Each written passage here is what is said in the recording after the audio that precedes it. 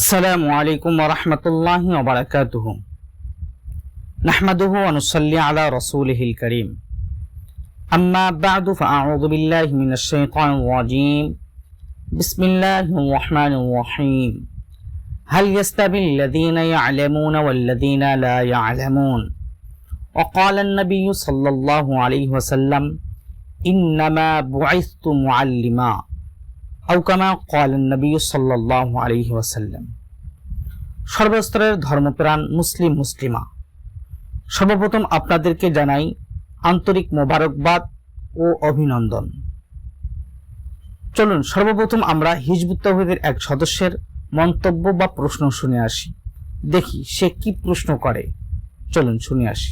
আমাদের দেশের সাধারণ মানুষকে যদি প্রশ্ন করা হয়, ভাই ইসলাম কোথায় শেখা যাবে, তারা চোখ বন্ধ করে বলে দিবে মাদ্রাসায়। ঠিক বলেছে, উচিত জবাব দিয়েছে জনসাধারণ।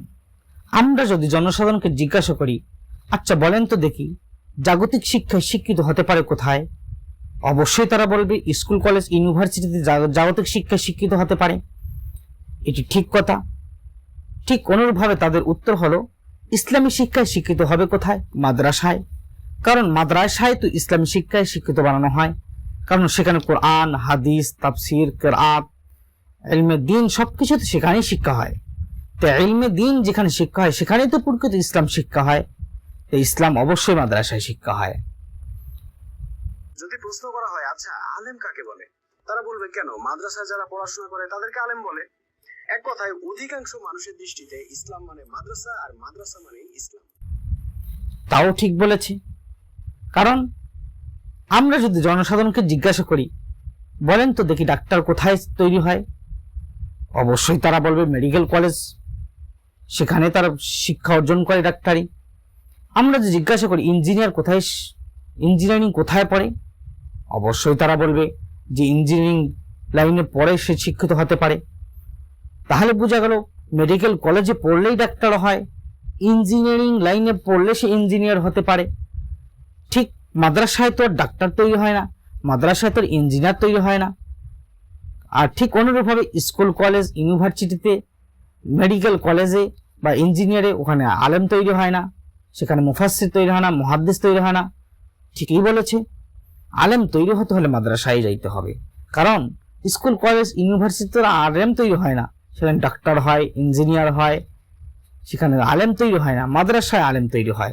উচিত জবাব দিয়েছে তারা। তো আপনি কি জানেন রাসূল সাল্লাল্লাহু আলাইহি ওয়াসাল্লামের যুগে কোনো মাদ্রাসার অস্তিত্বই ছিল না?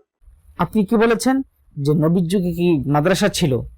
এ কথা প্রশ্ন করলেন কেন? আপনি তো এটাও বলতে পারতেন নবীর যুগে কি স্কুল কলেজ ইউনিভার্সিটি ছিল? কোশ্চিনকালেও না, কখনই আল্লাহ নবীর জমানায় স্কুল কলেজ ইউনিভার্সিটি ছিল না। কোথায় শিক্ষা দেওয়া হতো জাগতিক শিক্ষা? না, সেখানে শিক্ষা দেওয়া হতো না। তাহলে আপনি এ কথা বললেন কেন যে মাদ্রাসা ছিল কি ছিল না? বরঞ্চ আপনার তো এ কথা বলার প্রয়োজন ছিল যে সেই জমানায় স্কুল কলেজ ইউনিভার্সিটিও ছিল না।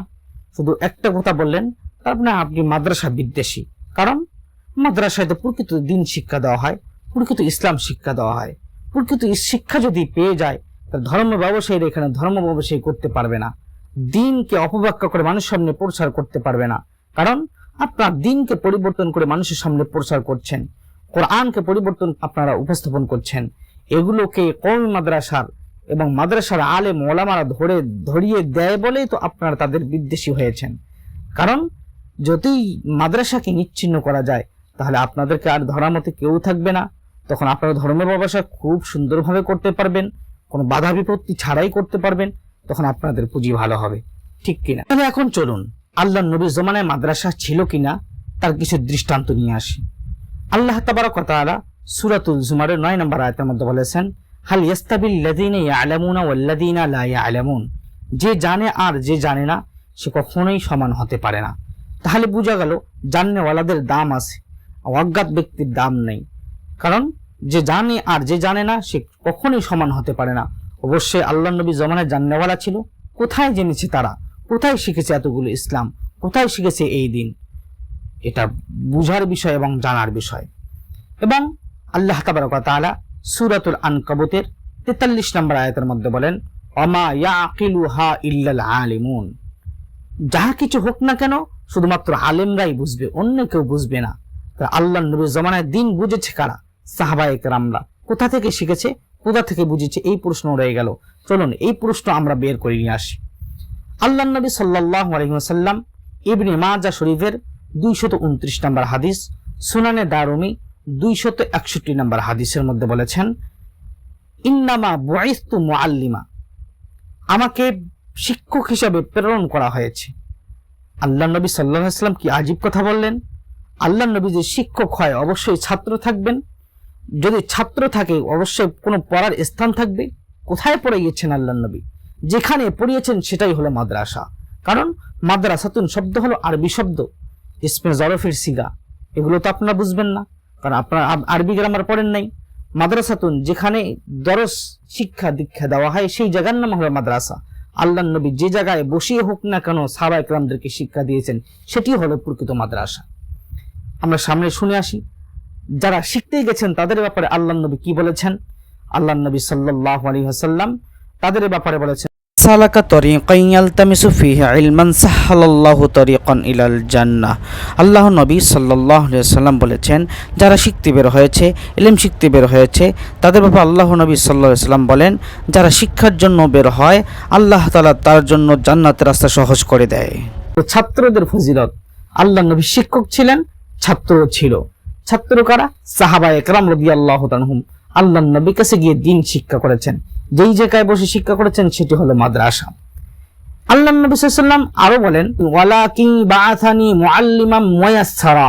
মুসলিম শরীফের 1478 নম্বর হাদিস, মুসনাদ আহমদ শরীফের 14515 নম্বর হাদিসের মধ্যে আল্লাহ নবী সাল্লাল্লাহু আলাইহি ওয়াসাল্লাম বলেন যে আমাকে প্রেরণ করা হয়েছে বাআসানি মুআল্লিমান মুয়াসসারা, আমাকে সহজ সরল মুআল্লিম শিক্ষক হিসেবে প্রেরণ করা হয়েছে।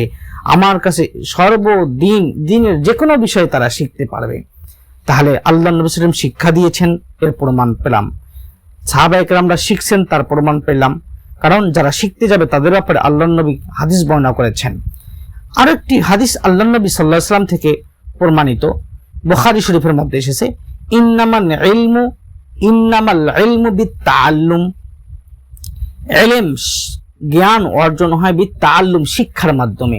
শিক্ষা অর্জন করবে অবশ্যই শিক্ষক লাগবে, শিক্ষা যে অর্জন করবে অবশ্যই সে ছাত্র থাকবে।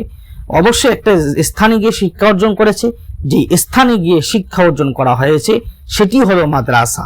যদিও বা আল্লাহ নবীর জমানায় মাদ্রাসাতুন নামকরণ ছিল না, কিন্তু মাদ্রাসা ঠিকই ছিল যেখানে আল্লাহ নবী পড়াইতো। বর্তমানে এসে আরবি ব্যাকরণ যে মাদ্রাসাতুন ওই জায়গাকেই বলা হয় যেখানে দিন শিক্ষা দেওয়া হয়। আর আমরাও ঠিক এমন একটি স্থানকে নির্ধারণ করেছি যেখানে এসে মানুষ দ্বীনি ইলম শিক্ষা করবে, প্রকৃত ইসলামকে জানবে, যাতে করে কোনো বাতিল মাথাচাড়া দিয়ে উঠতে না পারে। আর বাতিল মাথাচাড়া দিয়ে উঠতে না পারে এই জন্য মাদ্রাসা তৈরি হয়েছে। আর যারাই এই মাদ্রাসা বিদ্বেষী হবে, মাদ্রাসাকে বিনষ্ট করার চেষ্টা করবে, মনে করবেন তারাই বাতিল বাতিল বাতিল। কারণ তারা চায় না প্রকৃত ইসলাম দুনিয়ার মধ্যে ছড়িয়ে যাক, তারা চায় না প্রকৃত ইসলাম মানুষ পাক। যদি প্রকৃত ইসলাম মানুষ পায় তাহলে তোমাদের মতো ধর্ম ব্যবসায়ীরা আর ধর্ম ব্যবসা করতে পারবে না, কোরআনের ব্যাখ্যা ভুল করতে পারবে না, কোরআনকে বিকৃত করে মানুষের সামনে প্রচার করতে পারবে না। এটাই হলো আপনাদের আসল চরিত্র, এটা হলো আপনাদের আসল উদ্দেশ্য, যাতে করে প্রকৃত ইসলাম দুনিয়াতে প্রচার না হয়। এই জন্য আপনারা মাদ্রাসা বিদ্বেষী হয়েছেন, আলেম বিদ্বেষী হয়েছেন। প্রশ্ন তুলছেন মাদ্রাসা ছিল কিনা, আলেম ছিল কিনা। অবশ্যই মাদ্রাসা ছিল, আল্লাহ নবী আলেমও ছিল, আলেমও তৈরি হয়তো, মাদ্রাসাও ছিল। ঠিক অনুরূপভাবে এখনো মাদ্রাসা আছে, আলেম তৈরি হবে। কোনো বাতিল কখনো মাথাচাড়া দিয়ে উঠতে দেব না ইনশাআল্লাহ। আল্লাহ তাআলা আমাদেরকে সঠিক রাস্তা দান করুন।